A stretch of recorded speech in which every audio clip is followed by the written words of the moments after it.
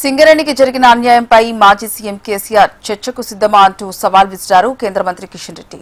Congress BRS సింగరేణిని దోచుకున్నాయని 54,000 కోట్ల బకాయిలు ఎందుకు చెల్లించడం లేదని సీఎం రేవంత్ ను ఆయన ప్రశ్నించారు. మణుగూరు పీకేఓసీ బ్లాక్ ను సింగరేణికి కేటాయించడంతో కార్మికుల్లో కొత్త ఆశలు చిగురించాయని చెప్పారు. ఇప్పటి వరకు నైని, తాడిచెర్ల 2 పీకేఓసీ బ్లాక్లు సింగరేణికి రావడం మంచి పరిణామమని అన్నారు కిషన్ రెడ్డి. తెలంగాణకు సంబంధించినటువంటి ఈ యొక్క PKOC deep side coal block auction లో నిన్న సింగరేణికి రావడం జరిగింది.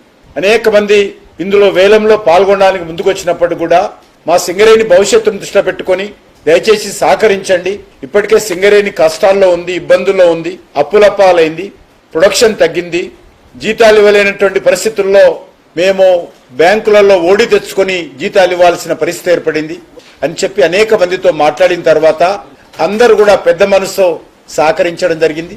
తద్వారా ఈరోజు సింగరేణికి ఈ కోల్ బ్లాక్ అలాట్మెంట్ కావడము, వరుసగా ఇది 3వ కోల్ బ్లాక్ అని ఈ సందర్భంగా మనవి చేస్తున్నాను. సింగరేణిని ఏ రకంగా బీఆర్ఎస్ పార్టీ కానీ కాంగ్రెస్ పార్టీ కానీ దోచుకునేటువంటి ప్రయత్నం చేస్తా ఉన్నారు. చిన్న చిన్న కాంట్రాక్టర్ల నుంచి అన్ని రకాలుగా కమిషన్లు తీసుకొని సింగరేణి యొక్క కార్మికుల యొక్క చెమటను ఏ రకంగా దోపిడీ చేస్తా ఉన్నారో మనం చూస్తా ఉన్నాం. కేసీఆర్ రేవంత్ రెడ్డి పుణ్యమాని ఈరోజు 54,000 కోట్ల రూపాయలు సింగరేణి కార్మికుల శ్రమ, సింగరేణి కార్మికుల యొక్క చెమట ఈరోజు రాష్ట్ర ప్రభుత్వం ఇవ్వకుండా ఈరోజు సింగరేణిని ఆర్థికంగా ఇబ్బందులకు గురి చేస్తున్న విషయాన్ని సందర్భంగా మనం చేస్తా ఉన్నాం. కాబట్టి ఇప్పటికైనా రాష్ట్ర ప్రభుత్వము సింగరేణికి ఇవ్వాల్సినటువంటి 54,000 కోట్ల రూపాయలు వెంటనే ఇవ్వాల్సిందిగా నేను కోరుతా ఉన్నాను.